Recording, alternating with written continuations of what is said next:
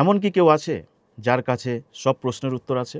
সেই প্রশ্নের উত্তর হ্যাঁও আবার নাও। ঈশ্বরের কাছে অবশ্যই সব উত্তর আছে, কোনো মানুষের কাছে সব উত্তর নেই। তবে যদি তার ঈশ্বরে বিশ্বাস থাকে, তবে সে জীবনের গভীর প্রশ্নগুলির আরও অনেক উত্তর পাবে। অর্থাৎ তার অনেক প্রশ্নের উত্তর সে খুঁজে পাবে, তার প্রশ্নগুলির আরও বেশি উত্তর পাওয়া সম্ভব হবে। আমাদের সবারই এমন কিছু প্রশ্ন আছে যার উত্তর খুঁজে পাওয়া কঠিন। অনেক ক্ষেত্রে কারণ হলো আমরা সব কিছু ঈশ্বরের মতো দেখতে সক্ষম নই। আমাদের কিছু প্রশ্নের উত্তর ছাড়াই বাঁচতে হয়, কিন্তু সেটিরও সমাধান আছে যদি আমরা তাকে ব্যক্তিগত ঈশ্বর রূপে সত্যিকারে চিনি। তবে আমরা সেই প্রশ্নগুলি তার হাতে ছেড়ে দিতে পারি। তবে কিছু মানুষের জন্য এই কঠিন প্রশ্নগুলি ফাঁদের মতো হয়ে দাঁড়ায়, যেখান থেকে তারা কখনোই বেরাতে পারে না।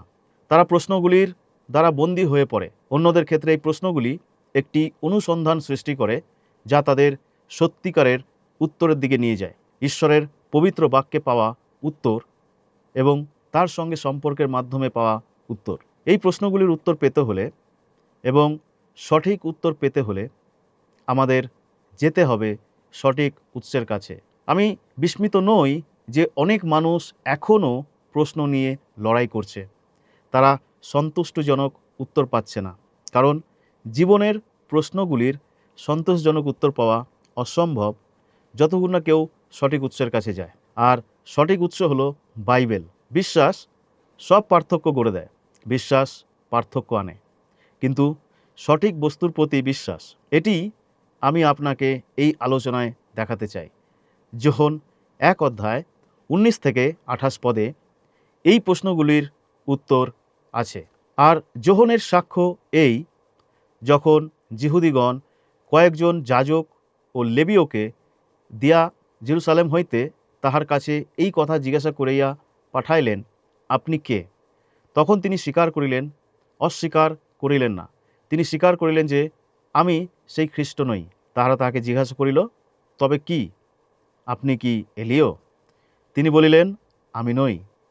আপনি কি সেই ভাববাদী? তিনি উত্তর করিলেন, না। তখন তাহারা তাহাকে কহিল, আপনি কে, যাহারা আমাদিগকে পাঠাইয়াছেন তাহাদিগকে যেন উত্তর দিতে পারি। আপনার বিষয়ে আপনি কি বলেন? তিনি উত্তর করিলেন, আমি প্রান্তরে একজনের রব, যে ঘোষণা করিতেছে, তোমরা প্রভুর পথ সরল করো, যেমন যেশায়া ভাববাদী বলিয়াছিলেন। তাহারা ফরিসীগণের নিকট হইতে প্রেরিত হইয়াছিল। আর তাহারা তাহাকে জিজ্ঞাসা করিল, আপনি যদি সেই খ্রিস্ট নহেন, এলিও নহেন, সেই ভাববাদীও নহেন, তবে বাপ্তাইজ কেন করিতেছেন? যোহন উত্তর করিয়া তাহাদিগকে কহিলেন, আমি জলে বাপ্তাইজ করিতেছি, আমাদের মধ্যে একজন দাঁড়াইয়া আছেন, যাহাকে তোমরা জানো না, যিনি আমার পশ্চাতে আসিতেছেন। আমি তাহার পাদুকার বন্ধন খুলিবারও যোগ্য নহি। জর্দনের পরপারে বৈথিনিয়াতে, যেখানে যোহন বাপ্তাইজ করিতেছিলেন, সেইখানে এই সকল ঘটিল। এই লিপিবদ্ধ কথোপকথনে আমরা আমাদের সকলের সামনে থাকা দুইটি মৌলিক প্রশ্নের উত্তর পাই। প্রথম প্রশ্নটি পরিচয়ের প্রশ্ন। তারা বাপ্তিস্মদাতা যোহনের কাছে এসে জিজ্ঞাসা করল, তুমি কে? তিনি খুব দ্রুত নিজের পরিচয় দিলেন এবং স্পষ্ট করে বললেন যে তিনি মসীহ নন। খ্রিস্ট ইংরেজি শব্দটির গ্রিক ভাষায় যার অর্থ অভিষিক্ত, যা হিব্রু শব্দ মসীহের সমতুল্য। বাপ্তিস্মদাতা যোহন বললেন, আমি মসীহ নই। তারপর তারা তাকে জিজ্ঞাসা করল, তুমি কি এলিও? মালাকি ভবিষ্যৎবাণী করেছিলেন যে প্রভুর মহান ও ভয়ঙ্কর দিন আসার আগে এলিও আসবেন। তাই তারা জানতে চাইল যে তিনি এলিও কি না। তিনি বললেন, না। তারা বলল, তুমি কি সেই ভাববাদী? কোন ভাববাদী? দ্বিতীয় বিবরণ 18 অধ্যায় 15 পদে সেই ভাববাদী যার কথা মসি বলেছিলেন। মসি বলেছিলেন যে প্রভু তাদের জন্য একজন ভাববাদীকে প্রেরণ করবেন, যিনি তার মতো হবেন, এবং ইসরায়েল জাতি যেন অবশ্যই সেই ভাববাদীর কথা শোনে। তাই তারা জিজ্ঞাসা করল, তুমি কি সেই ভাববাদী? বাপ্তিস্মদাতা যোহন উত্তর দিলেন, না, আমি সেই ভাববাদী নই। তারা তখন জিজ্ঞাসা করল, তবে তুমি কে? তিনি তখন যিশাইয় থেকে একটি উদ্ধৃতি উল্লেখ করলেন, আমি প্রান্তরে একজনের রব, যে ঘোষণা করিতেছে, তোমরা প্রভুর পথ সরল করো। এই কথোপকথন থেকে স্পষ্ট হয় যে বাপ্তিস্মদাতা যোহনের একটি বিশেষ স্থান ছিল। তিনি সেই রব যিনি মসিহের পথ প্রস্তুত করার জন্য নিযুক্ত হয়েছিলেন। কিন্তু আমি আপনাকে জিজ্ঞাসা করতে চাই, আপনি কে এবং আপনার স্থান কোথায়? আমি নিশ্চিত আপনি একটি স্থান পেয়েছেন। আপনি কি সেটা খুঁজে পেয়েছেন? আপনি কি সেই কাজ করছেন ঈশ্বর চান আপনি যেন তা করেন? যদি আমি আপনাকে জিজ্ঞাসা করি, আপনি কে, আপনার উত্তর কি হবে? যোহন তার উত্তরে স্পষ্ট বললেন। তিনি বললেন, আমি প্রান্তরে একজনের রব, যে ঘোষণা করিতেছে, তোমরা প্রভুর পথ সরল করো। এটি একটি অত্যন্ত মহৎ কাজ। অতএব প্রথম প্রশ্ন ছিল পরিচয়ের প্রশ্ন, এবং সেটির উত্তর স্পষ্টভাবে দেওয়া হয়েছিল।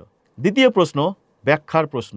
তারপর তারা তাকে জিজ্ঞাসা করল, তুমি যদি মসিহ নও, এলিও নও, সে ভাববাদীও নও, তাহলে তুমি কেন বাপ্তিস্ম দিচ্ছ? যোহন তাদের ব্যাখ্যা দিলেন। তিনি বললেন, আমি জলে বাপ্তাইজ করি। সেটি সত্য ছিল। নতুন নিয়মের অন্যান্য পাঠ্যে যেখানে যোহনের বাপ্তিস্মের ব্যাখ্যা করা হয়েছে, সেখানে আমরা আরও পড়ি যে তিনি বলেছিলেন, আমি তোমাদের মন পরিবর্তনের জন্য জলে বাপ্তাইজ করি। সুতরাং যোহনের জল দ্বারা বাপ্তিস্ম ছিল অনুতাপের নিদর্শন স্বরূপ বাপ্তিস্ম। কিন্তু তিনি আরও বললেন, আরও একজন আসছেন যিনি আমার চেয়ে অনেক বড়। তিনি এখানেই তোমাদের মধ্যে দাঁড়িয়ে আছেন, কিন্তু তোমরা তাকে চেনো না। আর যখন তিনি আসবেন, আমি তার জুতোর ফিতে খোলারও যোগ্য নই। আমি এতটাই অযোগ্য, কারণ তিনি আমার চেয়ে অনেক মহান। এখন আমাকে বলুন, আপনি যা করছেন কেন করছেন? আপনি কি সেই প্রশ্নের উত্তর দিতে পারেন? বাপ্তিস্মদাতা যোহন খুব ভালোভাবে তার উত্তরের কারণ ব্যাখ্যা করলেন। কারণ তার মসিহের সঙ্গে একটি বিশেষ সম্পর্ক ছিল, এবং তিনি তার আহ্বান অনুযায়ী তার কাজকে সম্পূর্ণ করেছিলেন। আপনার মসিহের সঙ্গে কেমন সম্পর্ক? আপনি যা করছেন কেন করছেন? আপনি কিভাবে আমাকে তার উত্তর দেবেন? এই প্রশ্নগুলির উত্তর আমাদের দেখায় আমাদের যীশু খ্রিস্টের প্রতি কেমন সম্পর্ক তৈরি করা উচিত। এই পরিচয়ের প্রশ্নে আপনি কি তাকে সেই রূপ ব্যক্তিরূপে জেনেছেন যিনি এসেছিলেন আগত সেই ব্যক্তিরূপে? আপনি কি তার পথ সোজা করতে আগ্রহী? ব্যাখ্যার প্রশ্নে আপনি যা করেছেন কেন করেছেন, তা কি সরাসরি সেই অভিষিক্ত ব্যক্তির সঙ্গে সম্পর্কিত? মসিহ আসছেন, যোহন তার সময় ঠিক এভাবেই দেখেছিলেন। আপনি কিভাবে এটিকে দেখেন? আপনার কি সেই মসিহ যীশু খ্রিস্টের সঙ্গে ব্যক্তিগত সম্পর্ক আছে? আপনি এখনই সেই সম্পর্কটি পেতে পারেন। আসুন আমরা প্রার্থনা করি। আমাদের সর্বশক্তিমান পিতা ঈশ্বর, আমরা তোমাকে ধন্যবাদ দিই পিতা ঈশ্বর, যে সুন্দর সময় তুমি আমাদেরকে দিয়েছ।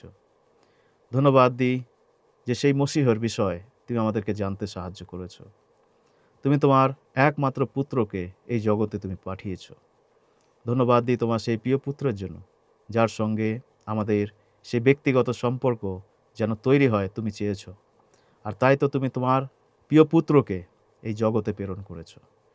যতজন আজকে আমরা এই বার্তাকে শুনেছি, আমরা যেন আমাদের হৃদয়কে কঠিন না করি, যেন তোমার সেই প্রিয় পুত্রকে আমাদের হৃদয়ে স্থান দিই, যেন তার সঙ্গে আমাদের সেই ব্যক্তিগত সম্পর্ক তৈরি হয়। আমাদের ছোট প্রার্থনা মুক্তিদাতা প্রভু যীশু খ্রিস্টের নামে চাই, আমেন।